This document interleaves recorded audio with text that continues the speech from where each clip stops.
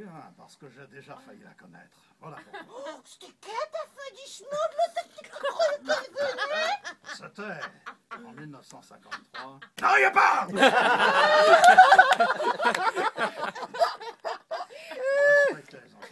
C'était en 1953, à l'occasion de ma cavale dans la moiteur suffocante de la jungle viette.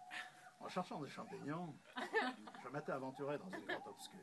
Sous les effets conjugués de la chaleur et de la fièvre que me donnait un début de septicémie, provoqué par la pousse anarchique d'un pied de rhododendron dans la cicatrice ouverte de mon fion amputé, comme un blobit, j'avais pris au petit déjeuner un bol de pois chiches viettes. Vietnamien. C'est terrible le pois chiche viette, 100 fois pire que le faillot du cassoulet. Alors j'ai lâché un gaz, comme j'en avais jamais éprouvé. Une nuée radioactive violacée qui montait contre les parois de la grotte. Un gaz moutarde tellement corrosif qui a provoqué une fissure dans la roche et un éboulement qui a failli faire de cette grotte mon tombeau. Le manque d'oxygène alors contractait mon estomac. Et du coup, j'ai eu la passoire à charbon qui s'est affolée. Cette fois, une fumée jaune fluo s'est échappée de ma gaine à praline.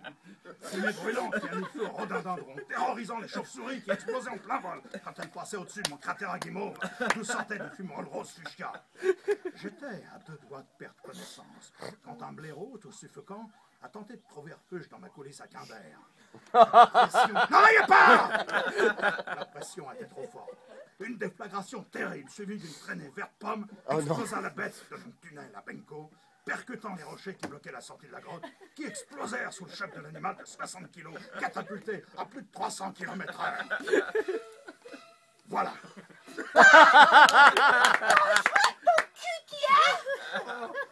Oh, je suis dégoûté, moi, ils sont nuls, l'épée. Et vous en êtes sortis comment? C'est à dire, petit con, j'ai rampé jusqu'à l'air libre et j'ai survécu à ce que je croyais être le début de la fin du monde. Et le blaireau, vous avez des nouvelles? Négatif. Voilà, Michou,